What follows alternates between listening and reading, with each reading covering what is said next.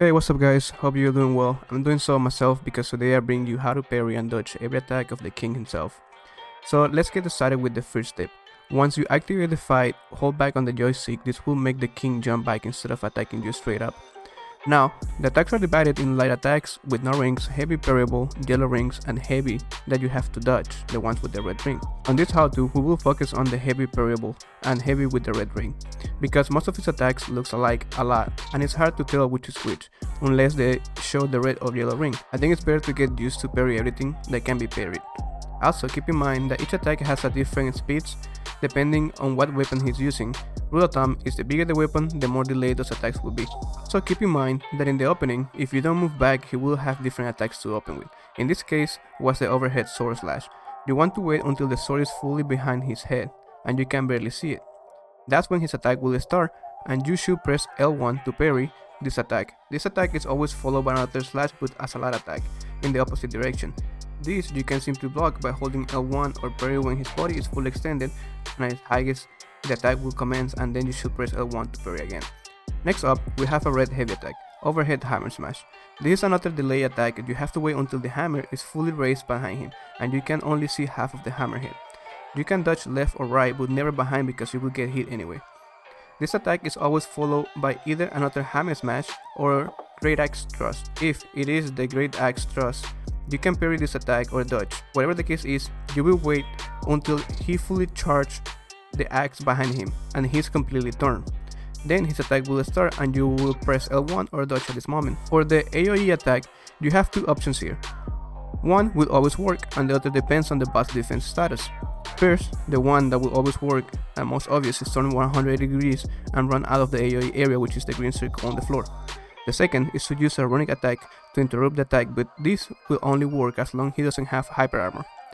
Hyper armor causes the boss to not get staggered by any runic attack or heavy attack. You will notice this is activated when the boss starts to have a wide glowing wave all throughout his body and has a little shield icon on the left side of the health bar. Another red heavy attack is the great axe forward charge. For this, it time is a little complicated, but it's easier to dodge. I think the best way to describe it is to wait a second after the red circle disappears and the axe is fully behind him. Another heavy red is the mace forward jump, and just like the one before, you will wait until he's already in the air almost in front of you and dodge backwards or to the sides. Now, the double axe overhead heavy. This attack is very fast once it's released, so the attack will start when his right hand is fully behind him. He kinda goes back a little, then leans towards you as he starts attack. Here is when you need to dodge or parry. If you miss the parry or dodge and get hit, he will follow with another heavy that you cannot dodge or parry, but you can use either Wrath or Fury to get yourself out of the side animation and interrupt his. Another heavy is the air source heavy. For this, you will wait until he's literally on your face to start the parry or dodge. Anything before or after will get you hit, because the AI has good tracking for this attack, unlike the great axe charge I mentioned before. The next one will be the left hand heavy slash. You will parry when his left axe is fully raised behind his head and you can see some of the axe blade. After this, he will follow with two light slashes, but I will recommend to hold your shield up because they are very fast. And last with the overhead red attack that you can dodge last second to the right when his axe are fully raised. Now the king only has one single blue ring attack. For this, you must rush and double tap L1 to shield bash and interrupt. If you don't, doesn't matter how far you are, the AoE covers the whole arena and you will get hit anyway. The next heavy, I call the round the wall hammer, and it's one of my favorites because it took me the longest to get the timing down.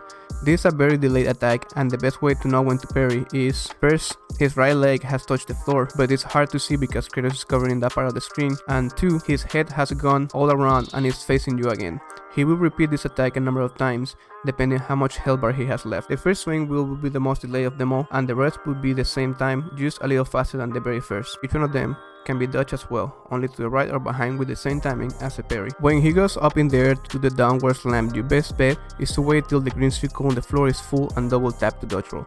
There is no precise timing for this in my opinion, but you have to keep in mind that the less health he has, the more times he will do this in a row. When this happens, each time he will come down faster than before, so be ready. The elemental explosion is a yellow heavy that you can parry as soon as his arms come down in a 90-degree angle and his palms are facing you. He will do things after. 1. He followed with another elemental explosion, just like that before, and 2. He will start a 2-punch combo that you will parry or dodge when his hands are fully raised and he starts swinging towards you. The red heavy charge air attack will create a wave of Bifrost and also do damage to you in the whole arena, so you have to throw your axe or spear, and if you are close enough you can use your blades to snatch him. Also, if it has any impaled spear heads, just press triangle, it will work as well. For the air elemental projectile, you can do the same as the one I just talked about, but this attack is way faster, so I recommend it's better to dodge. For this you will wait until you can see the projectiles coming at you and dodge roll left or right. Now for the Thunder AoE, for this you sprint in any direction. The trick for this attack is that it will track where you're going or facing towards, so you will sprint in any direction away from the initial 2 rings, then as soon as the new circle appears in front of you, make a sharp turn and repeat until the king stops flying. The charge heavy punch is like the great axe charge, but this one can be parried. The trick is to wait till his body starts turning towards you to release the punch. Another indicator is the yellow ring is at its biggest point, right after you will either press L1 or dodge to the sides. For the ground red heavy thunder, you just wait until the columns of thunder starts coming towards you and dodge roll to the sides. The fire orbs and ice orbs needs to be detonated with any of your weapons. Do this as soon as he summons them because they can be very annoying to dodge. Now for what's in my opinion, or at least for me, the hardest attack to dodge is the Fireball AoE. The best and most consistent way to dodge I have found is to start walking backwards, dodge once, then start walking backwards on an angle, either left or right. Dodge once more and start walking backwards the opposite direction if you see half a space, or sideways and dodge if needed. The last AoE attack is the Ice Rain, and this is the easiest to avoid. You can just walk out of the AoE area and it's always 3 rings, one after the other one. On a last note, the boss will have Elemental Shield on his health bar. They're pretty easy to identify, and by this time in the game you should know how to deal with them. But just in case, if it is red means fire, use the axe, blue means ice, so you need to use the blades.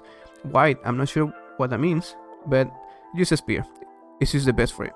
Also, you can reduce Elemental Shield with any weapon running attack, but it will be more effective using the counterpart as I just explained. Well guys, I hope this guide is helpful for you, and if it is, please leave a like, a comment, anything you want to add or I might have missed or gotten wrong. Like always, thank you for watching, I will see you next time.